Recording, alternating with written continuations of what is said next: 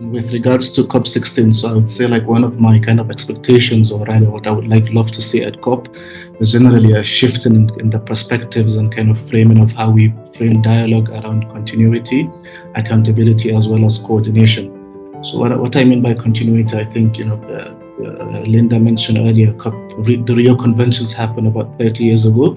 So I think over these 30 years, there's been a lot of discussions, there's been a lot of elaborations. We have demonstrated extensively as a global society that we have an understanding of what are the big pictures, what is the big issue. So it's just a matter of how do we get into the nitty-gritty and implement all of these pledges and commitments and projects that we've been discussing for the last 3 or 4 so decades. Which brings me to accountability also. So over the last couple of years, and we've seen this in all of the recent COPs and the different conventions, so many pledges, so many commitments, countries, organizations say, we will. In 2015, we saw the Paris landmark agreement. We decided to mitigate, to put a ceiling on the raising temperatures to 1.5 degrees. But according to the Climate Action Tracker, not a single country is on track to be compatible with this. So I want to see more of this discussion. So how do we hold each other accountable so that we don't fall off the bridge completely? And then in terms of coordination, so I'll expect to see, like you mentioned, there's been 3 COPs happening within the span of 6 weeks.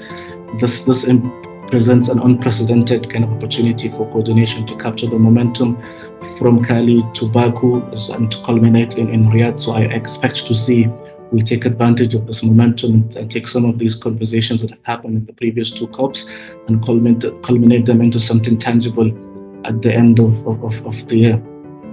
And then kind of finally, to summarize, I'm reminded of an old African proverb that we have. So when the music changes, we must change our dance. So just 2 days ago, we saw the United Nations Secretary General in his speech at the opening ceremony of the COP29.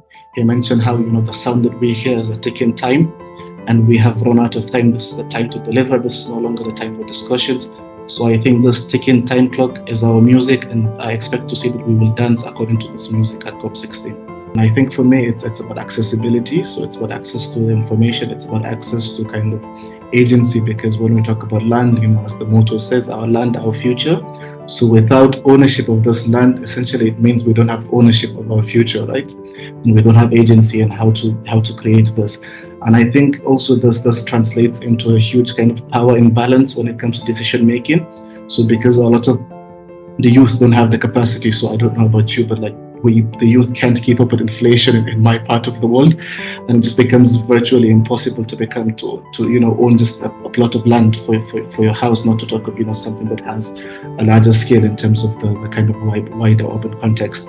So when I, for example, engage in a lot of afforestation projects, and we have people that are they want to plant as many trees, they want to convert kind of land that has been lost to industry, to agriculture, to oil exploration.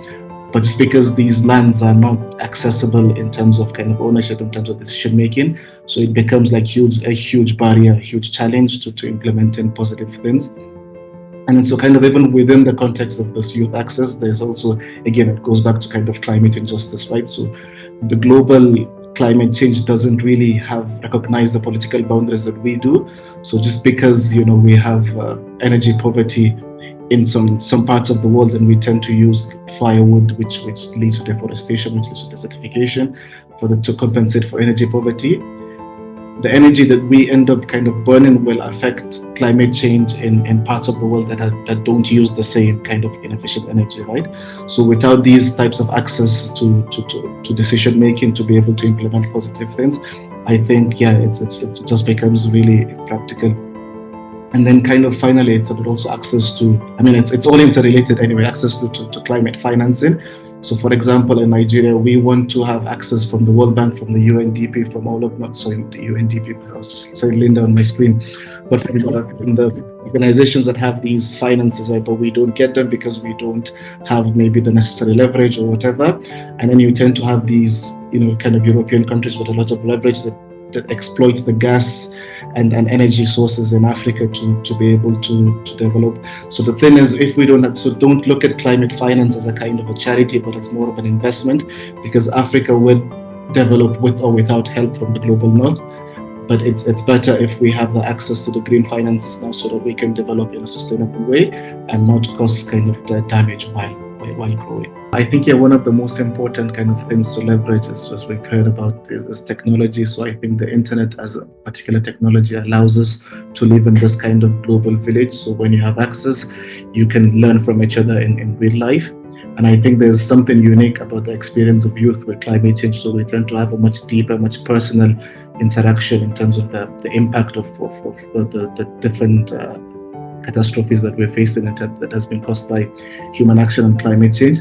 So I think the internet and technology allows us to synthesize this. So the COP16 in Riyadh has this platform to be able to do this. And I've noticed from all of the communication that there's an unprecedented engagement of different CSOs and different NGOs, mostly led by youths and younger people. So I think this is a very good initiative. And then kind of finally just to be the opportunity to be able to communicate and to educate on the severity of the issues. So for example, some of the people that Sharma was talking about in Bangladesh they sound very similar and familiar to some of the communities that we work with in some parts of Nigeria. So these are people that, when you talk about sustainability, resilience, afforestation, these are not just some fancy words for presentation. It's a matter of life and death. If you're not sustainable, you die. If you're not resilient, you die. Because that's how severe and serious the issues are. So I think there is an opportunity to be able to showcase that and to communicate this so that we can, be able to act accordingly.